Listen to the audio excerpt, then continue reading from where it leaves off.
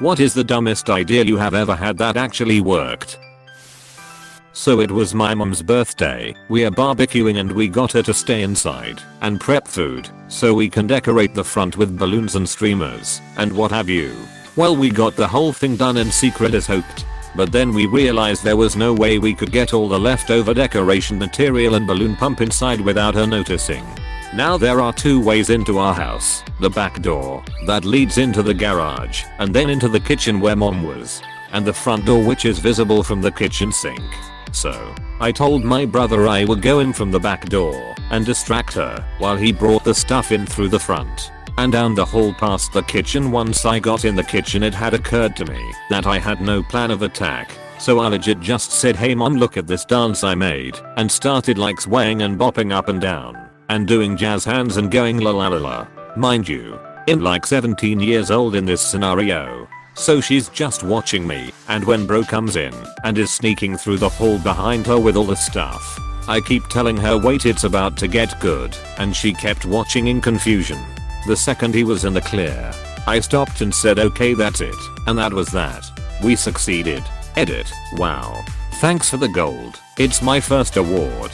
I don't know why, but I'm crying laughing at this. In my freshman year of college, my grades were really not great, and my parents were really strict about getting good grades. When my dad asked to see my grades, I panicked and did the inspect command on the computer, where you can change typefaces on the screen to read different words and letters. I changed all of my shitty grades to good grades. My dad was so happy that I did good my first year of school. He asked me to print my results. I did, and turns out he had to send them to our car insurance company for a good student discount. Ultimately, I committed insurance fraud by accident, but I got the discount. Life hack: commit insurance fraud. When I was like 7 years old, I was playing in my back garden with those incredibly bouncy little balls you got, just bouncing them high off the house and letting them bounce randomly before trying to catch them, as you did. One time I went for this huge throw off the wall, and it bounced crazily off various surfaces so fast I completely lost track of it. So my 7-year-old logic was to stand back in the same place and throw another ball the same way. I watched it bounce this way and that about 10 times before finally hitting a plant and coming to a rest in a flower bed. I went over to pull back the foliage and sure enough there were both balls literally lying touching each other in the mud. At the time I was like, yep, makes sense. But over the years, since then I've often thought about it and how the hell it worked. I used to do the same thing. As I threw the second ball I would say, brother, go find your brother. Worked way more often than it should have. Wearing a motorcycle helmet while snow blowing. I did it because I missed riding. It kept my face warm, and when snow would fly back at me the visor would protect me. OMG, this has to be the stupidest looking activity, but so effective. Snowblower XTRENE. My dad mows the lawn in like full painter's respirator gear and a bandana over his face, like an old Tommy bank robber. He looks ducking ridiculous, but his grass allergies hardly act up at all. When I was younger I got called into ours because I drew a very detailed picture of a penis. It was really good. The hours meeting happened like a week after I drew it, and my only defense was I don't recall doing that. Do you happen to have a picture? It might jog my memory. They didn't have it, of course, because I had it, and because I didn't confess they couldn't do shit. Investigation results inconclusive. Have a nice day. But do you still have it? No, but I can give more detail. It was wearing a Santa cap and the jizz was his beard. It was around Christmas time. A storm broke a limb on a tree hanging over my house in my backyard, but it was still hanging on by a few splinters. I didn't want it to fall, and it wasn't in a place where I could use my ladder to get to it. So I found some rope, tied a brick to it, threw the brick and rope over the limb, made a crude rope swing, and swung and pulled at the branch until it finished breaking. It wasn't until I was using the chainsaw to cut it up that I realized how many times during my stupid idea I could have easily hurt or even killed myself. It's funny when the part of the plan that involves a chainsaw ends up being the least dangerous. Our power was out due to a storm. I had a camp stove to use for boiling water to make a coffee pour through. but I couldn't use my electric grinder for the coffee beans. I tried fashioning a mortar and pestle, but it was taking too long. So, I put the coffee beans in a couple of Ziploc bags, placed the bag right behind the car tire, then ran over it back and forth a couple of times to crush the beans. Worked like a charm. Edit to at, lol it took reading through a few comments, but now I see I wrote mortal and not mortar. I tried fashioning a mortal, calm down there Prometheus. I can see why that would be too long. Usually takes about 9 months. A friend and I once snuck 15 people into a warp tour by giving them some bracelets from a party supply store and clipboards full of paper. Walked up to the side gate and said we were with Rock the Vote. The security guard waved us right in. Edit. Thanks for the silver. I don't know why, but this one made me laugh the most. It's stupid, and it takes guts. Guts is enough. I forgot to bring a resume to a job interview, but I had an index card in my bag. I cut the index card in half and wrote my name, my contact info, and creative problem solver in my best handwriting, and gave a copy of my business card to both the interviewers. I got the job. I mean, you weren't lying. When I was young and broke, I bought a sofa from a used furniture store. I had no way to take the sofa home. I went to a used car lot a couple of blocks away and took a truck for a test drive. I bought some furniture at IKEA and didn't have a good way to get it home. So called a fancy Uber and had a bemused driver take me and my stuff home. He even offered to help load and unload everything. FYI, places like Home Depot offer really cheap one-day rentals of trucks. Back in high school, I stopped by one of my teacher's rooms after class to ask him some questions about our homework.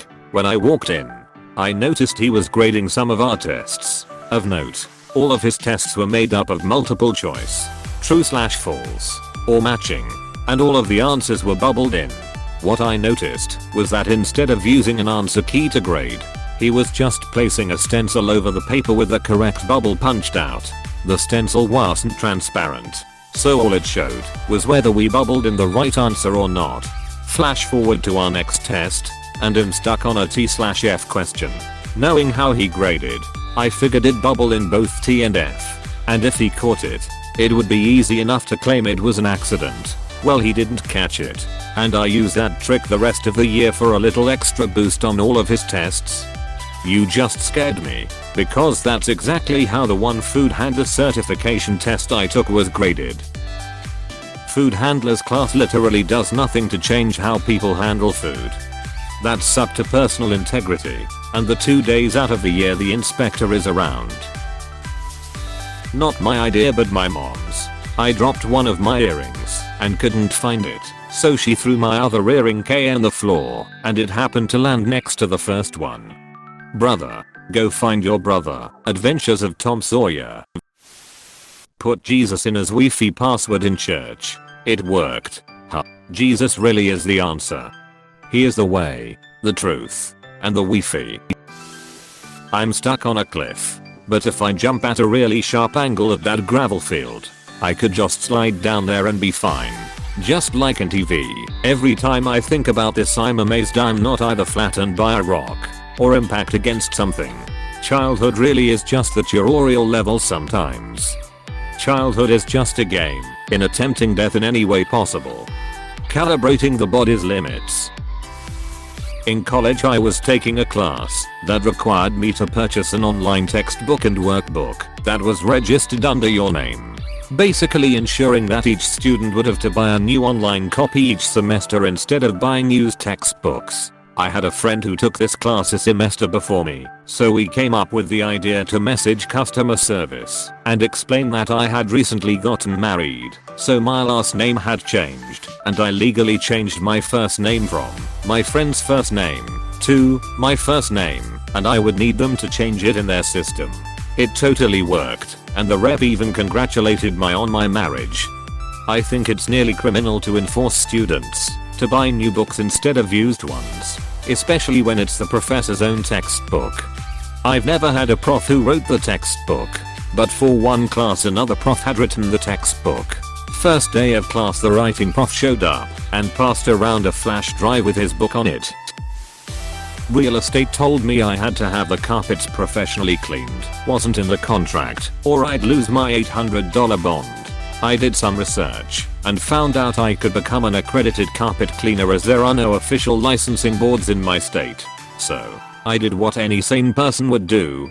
I paid the $85, did the online course, and got my certificate, registered a business name, ABN etc etc. All free, handed the property management a copy of my accreditation and an invoice for services. I became a professional carpet cleaner and launched a vacate cleaning business that is still going 6 months later. Edit to at, I did clean the carpets. They claimed I didn't and required a professional cleaner's invoice as proof. So I gave them the proof. I did not charge the real estate agency. It was a copy of the invoice they claimed to require. I do professional housekeeping and cleaning for vacating a property at the end of lease. To ensure you get maximum bond back. I help people who are being unfairly treated by their property management and advise them on what steps to take in regards to cleaning, repairs etc. With the return of the bond and some smart shopping, I was able to purchase my own equipment to continue the job. I then claimed those costs back on tax. I wrote this and fell asleep, so waking up to a bunch of silvers and a gold is pretty damn cool. Thank you Reddit and your love for spite. This is a great story for r/malicious compliance. Exactly what I was thinking. I'd love to see a malicious compliance thread of malicious compliance moments that turned into businesses. This idea could have easily gotten me fired if it went wrong. I was working as art director at an animation studio, making videos for clients. One client was especially pesky about the use of yellow in the background. They wanted it to be that of their logo, which was this horrible neon plus yellow. We advised against it, but after numerous calls we had to cave and gave a version with that color. They hated it and asked for a change. What followed were 12 versions with numerous calls in between tweaking the color over and over. Eventually I got tired of it and just sent the original version again. I didn't even bother to rename the file. The client said this looks exactly the way I wanted. Thank you. How that ever went right I still have no idea. I used to work in real estate advertising, and those type of folks are the worst. What do you want? I don't know. But it ain't that. Are you ducking serious RN? No. This is worse. What do you want? Well see, I have this very specific idea that you, and absolutely everyone knows, will be / look like shit, but I need to see it in person, so I can ask you, why you made my ID look like shit. Lovely. Apostrophe. Bet my husband I could fix the dent in the car with a plunger. It worked. Edit. It is clear I should have used a massive suction dildo instead. Till I got rear-ended one time, right around Christmas, and had a dent in my back bumper. That summer I had enough spare money to go get it fixed. But when I looked at the bumper there was no dent. As the weather got hotter, it caused the bumper to expand, and eventually it popped back into place. I had a buddy do this with hail damage. His car had little divots on it after a bad storm, so he called and collected his insurance. He just waited for the summer heat to pop all the little divots out and spent all his insurance money from the damage on weed. I used to know a guy who, every week, would order his Saturday night curry for delivery while sitting in the pub and then walk over the road to the curry house and get it and himself delivered home. This went on for about 10 to 12 weeks. One week, we were sitting, having a pint and the owner of the curry house walked in, took his order, and had him picked up from the pub. He said it was easier for everyone concerned. That's the most British thing I've ever read. I often forget that Indian food for Brits is akin to Mexican food for the US. It makes sense historically, too. I once faked being sick when I was in middle school and told my mom I had a sore throat and felt a cold coming on. She took me to the doctor and it turned out that I did, in fact, have strep throat lol. Hey, thanks for watching and don't forget to subscribe.